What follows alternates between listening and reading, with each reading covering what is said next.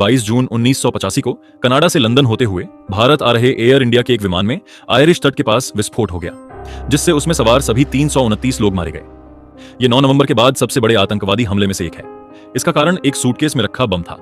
Victims में 268 कनाडाई नागरिक, जिनमें से अधिकांश इंडियन ओरिजिन के थे और 24 भारतीय थे।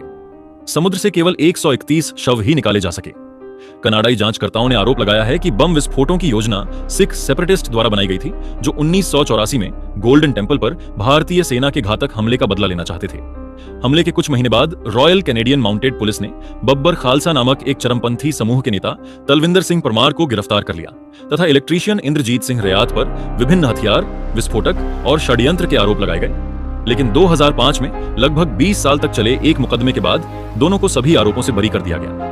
बीबीसी ने उस समय बताया था कि पीड़ितों के रिश्तेदार कोर्ट रूम में रो रहे थे। कनाडाई अधिकारियों पर हमले को रोकने के लिए पर्याप्त कदम न उठाने और जांच में गड़बड़ी करने का आरोप लगाया गया है। दोनों अपराधी को बरी किए जाने पर पीड़ित परिवारों के आक्रोश के बाद कनाडा सरकार ने 2006 में एक सार्वजनिक जांच बिठाई। जांच में पता चला कि एक अनोनिमस गवाह ने हमले से महीनों पहले कनाडा की पुलिस को विमान को उड़ाने की साजिश के बारे में चेतावनी दी थी और रॉ लगातार कनाडाई अथॉरिटीज को ऐसी घटनाओं के प्रति आगाह कर रहा था। इसके बाद एक सिलसिलेवार तरीके से गवाहों को शांत किया गया और सबूतों को मिटाया गया।